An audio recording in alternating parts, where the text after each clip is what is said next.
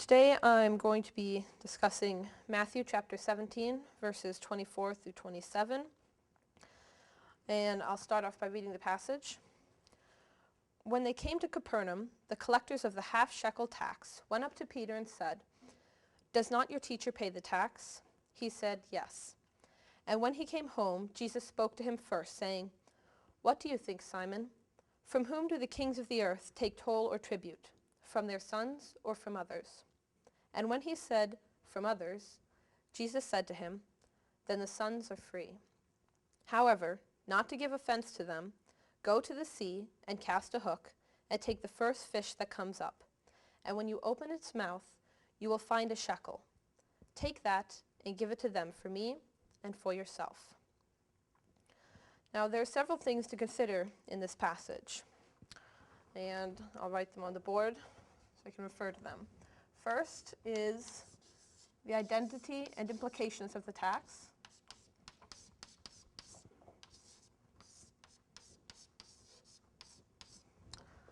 Also, there's the nature of the request the authorities make of him.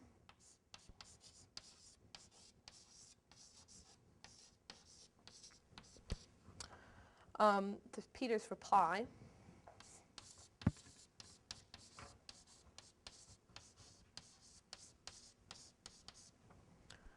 There's the freedom of Christian sonship, which is contained in this verse.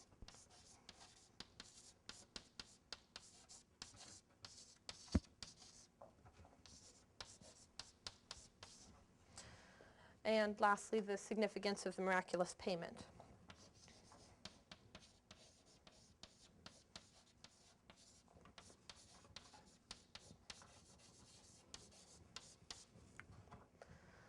All right, now, looking first at the identity of this tax, from the passage it's clear that this is a tax that Matthew's Jewish audience is familiar with. He only briefly mentions it and he doesn't give much of an explanation for it. So if you go back to Exodus chapter 30, verses 11 through 16, you'll find where the roots of this tax are. Quote, "The Lord said to Moses, 'When you take the census of the sons of Israel, then each shall give a ransom to himself, for himself to the Lord when you number them.'" End quote. Each person counted would give half a shekel, no more and no less, as an atonement. The practical purpose of collecting the half shekel from each person is to facilitate counting the people. According to the Humash, a Jewish commentary on Scripture, quote, "The Torah teaches that it is forbidden to count Jews in the ordinary manner," end quote. This is because being counted, like being named, shows a certain authority and control exercised over that which is counted. For example, in Psalm 147, it says that God, quote, "determines the number of the stars. He gives to all of them their names," end quote. This shows that God's authority over the stars which he has created. Not only does he give them their names, but he also determines their number. Now, the Jews belong to God and not to their civil or religious leader. Therefore, counting the people would be claiming ownership over what was God's by right. However, taking a census is necessary for certain functions of civil society, such as military conscription.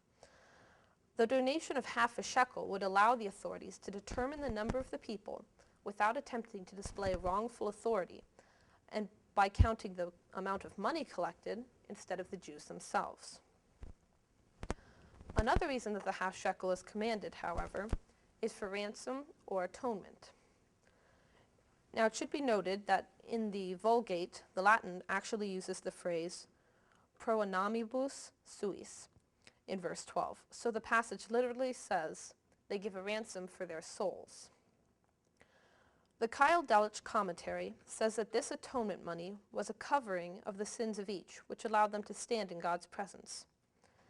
In this payment is the concept that through sin, man's life is forfeit, and thus by paying the half shekel, man representatively redeems his soul from the debt of sin and is able to be numbered among the people of God. In later rabbinic law, the half shekel became a yearly donation to the temple, and it was about this tax which the collectors asked Peter. Now, the Mishnah dedicates an entire tractate to discussing this half shekel tax, and there are several things worth noting about its treatment. First, in the time of Christ, the half shekels were collected worldwide and sent to the temple from all the Jews of the diaspora and Israel proper so that they could have a share in the temple sacrifices, since the money was used to purchase these. In this way, the atoning nature of the half shekel was preserved, because by contributing the half shekel, each Jew contributed materially to the sacrifices of the law and could thereby participate in the sacrifices, making atonement and receiving blessing. Some of the more significant uses of this money included the purchase of daily offerings at the temple, the purchase of special offerings for Passover and Pentecost, the red heifer, and the Yom Kippur scapegoat. The half shekels were collected soon before Passover, and they were kept in the temple in a chest which was drawn on 3 separate occasions each year before the 3 major feasts, Passover, Pentecost, and Tabernacles. Great care was taken in withdrawing these shekels, so there was no suspicion that any were being concealed or stolen from the treasury. The religious authorities considered this tax important enough that the collectors of the tax would seize collateral from people who had not yet paid, though the Mishnah notes that out of respect for service, they did not take collateral from priests.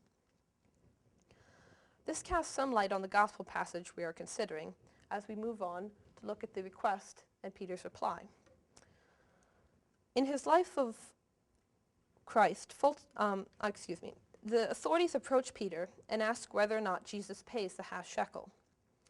In his life of Christ, Fulton Sheen notes that the collectors are clearly testing to see whether or not Christ will subordinate himself to the temple and the authorities in Jerusalem. Now Christ had already preached, as we see in John chapter 2, verses 13 through 22, that he was the temple. And he showed his divine authority by cleansing it 2 Passovers ago from the same money changers who were collecting the half shekels. Moreover, other encounters with Christ had given the Pharisees the impression that he was a laxist when it came to the law.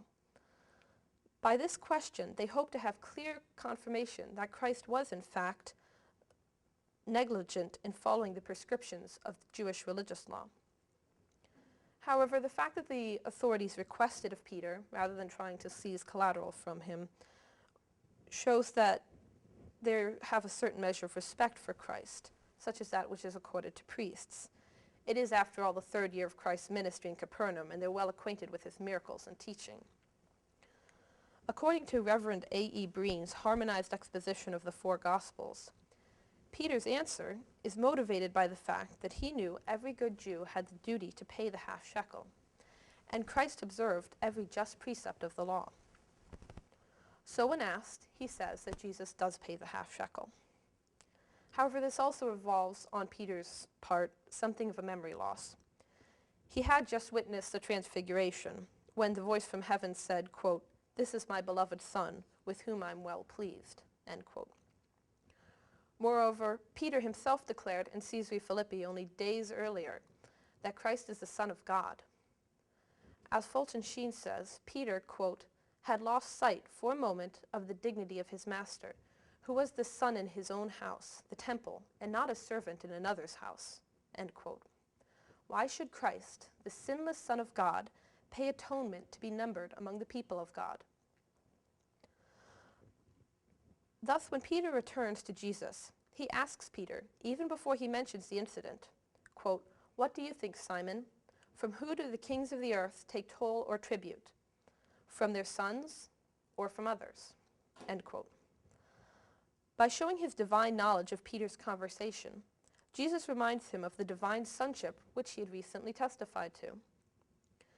Quote, "And when he said, 'From others,' Jesus said to him, 'Then the sons are free.'" End quote.